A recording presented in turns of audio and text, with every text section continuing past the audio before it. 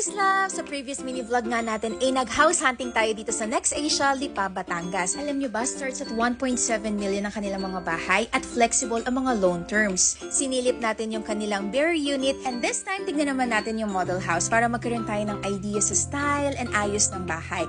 Yan, pagpasok pa lang very Airbnb tiny house ang peg. Tip mga moms, maganda na maraming pin lights sa house kasi maganda yung tama ng ilaw, yung lighting, panalo.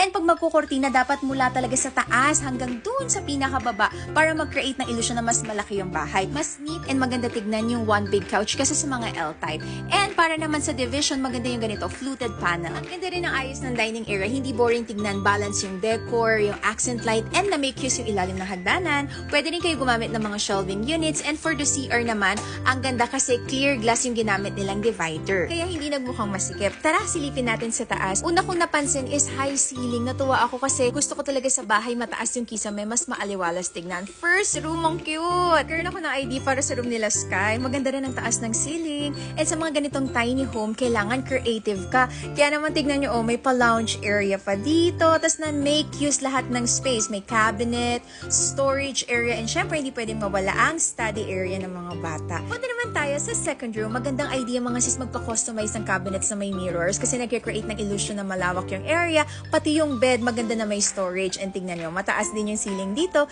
kaya hindi ka mukhang masikip. Dito natin mapapatunayan na pagtama yung placement ng mga gamit sa bahay ang aliwalas tignan. Ito naman yung third and last room. Ang ganda din. O siya, silipin naman natin yung labas. Provision to for extension, pwedeng kitchen, laundry area, depende sa plano ninyo. Nasabi kong good option to, kaya if interested din kayo, mag-book na rin kayo ng visit sa Next Asia Lipa.